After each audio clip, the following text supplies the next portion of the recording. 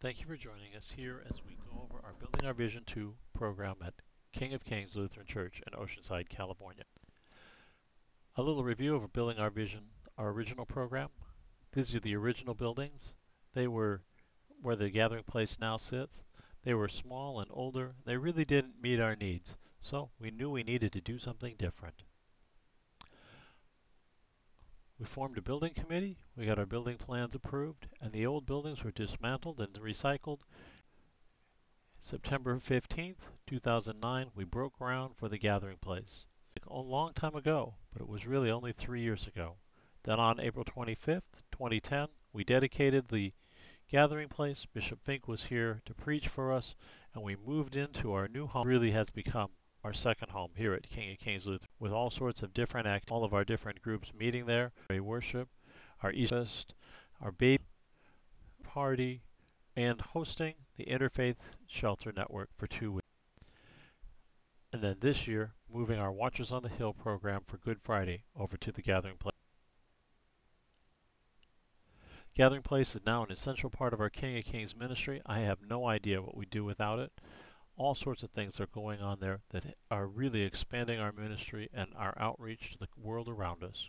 The only downside is our $1.5 million mortgage. To reduce that by refinancing, give you a little bit of an idea, we have $1.4 million of that left, and our first item for Building Our Vision 2 is direct debt retirement through pledge giving that mostly pays the interest loan, and asking for some legacy gifts from members' estates that will reduce the cost of our debt is equal to the salary and benefits for a full-time associate pastor. With our activity level, age, pastoral needs, and growth of congregation, we should have at least a pastor and a half on staff. Our goal towards getting towards that is beginning back into our seminary internship program. February this year, I went to our seminary in Berkeley, California, interviewed seminarians. Our seminarian for this next year is Tyler Crabe. He's from the Bay Area, and he'll be down here beginning August 1st and be with us for 1 full. Building Our Vision 2 supports our seminary program with some financial support and some repairs and refurbishment that's needed over in the parsonage. Seminary intern Tyler Crabe will assist in worship. He's already well versed in playing guitar and contemporary worship songs. He'll visit the sick and the shut-ins. He'll preach at least once a month. He'll serve on different committees. He'll coordinate a monthly youth event, teach Sunday school and Bible studies, and his emphasis in seminary is on evangelism and community outreach, so I'm hoping he can give us some new and exciting ideas. He'll also be here to provide office hours. Building Our Vision 2 also asks us to upgrade our sound system and lighting in the sanctuary. Our sound system needs to be replaced. It's limited and old, and we need to really upgrade in order to get the best sound for both audio, for both vocal and musical selections. We also want to put in some additional lighting in the chancel area for dramas. Building Our Vision 2 is also a bold step towards weekly contemporary worship. The thing we need mostly is some salaries for some of our musicians. We're going to have some of them move away here in the fall when they go to college, so we'll need to recruit from the local colleges and probably pay those musicians as well. And also to give a pay increase to our music director, Len Heeb, who so far has been volunteering 4 or 5 hours a week to get this service started. We need to correctly compensate him for those hours. We have a couple of equipment needs, but they're minor in salary. Building Our Vision 2, it comes at the right time.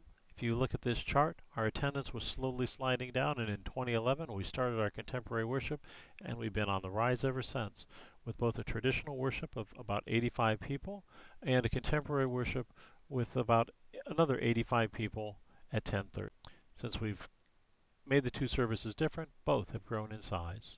We've told us what, now why. The easiest answer is to keep King of Kings a viable congregation, but that's not the whole truth, or even the most important truth is that God is challenging us to reach out and deepen our relationships as a congregation, grow numerically as we spread the gospel, grow spiritually as we discover the joy of giving, and also see God's kingdom unfold as we reach new hearts. The joy of giving. Remember, God's heart is giving. God shares life with the universe and creation. He shares freedom with his people in the Exodus, and then he gave us his only Son to live and die for our sake. Jesus freely shares miracles of healing, feeding, and forgiveness, and then he gives his own life on the cross. God freely gives in reservation. From Paul's second letter, you are familiar with the generosity of our Master Jesus. Rich as he was, he gave it all away for us. In one stroke, he became poor, and we became rich. So here's what I think. The best thing you can do is finish what you started last year, or maybe Paul would even say 3 years ago, and not let those intentions grow stale.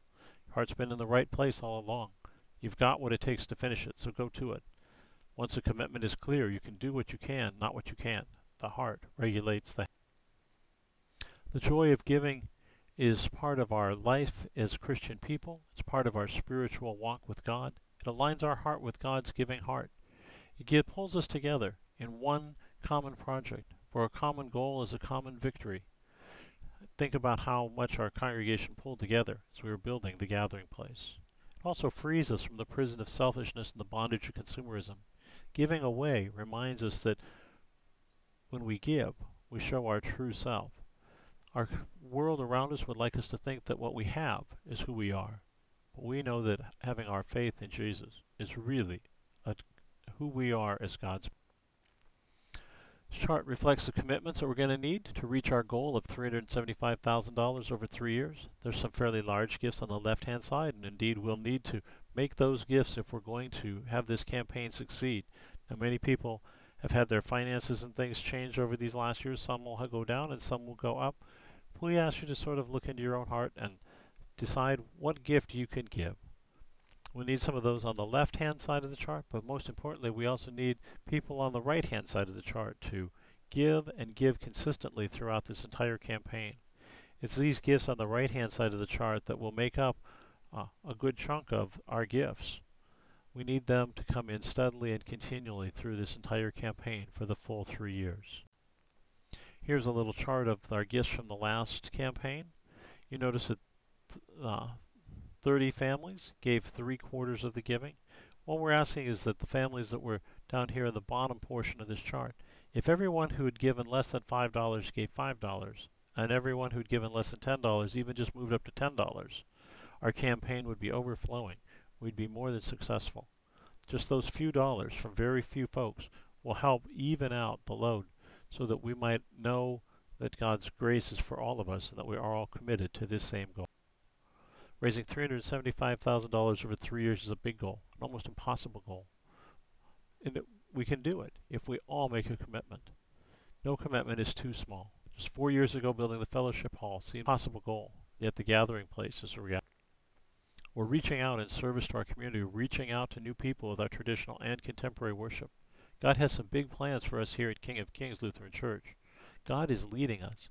So to help us grow, we want you to sign up for one of the small group meetings where you can discuss the details of each item in depth, answer some questions. We can talk about legacy gifts, and then we can talk about our own giving stories of sharing with one another of how God has blessed us and richly given us everything we need.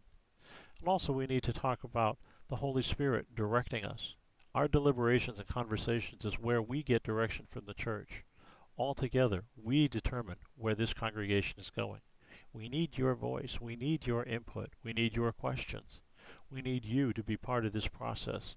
Help us listen to the Holy Spirit and direct this next year and the following years here at King of Kings Lutheran Church as we move forward with building our Vision 2, a campaign that expands our work, expands our ministry, and expands our reach into the community. Thank you for your time. Please call the church office and sign up for one of the small group meetings. Thank you.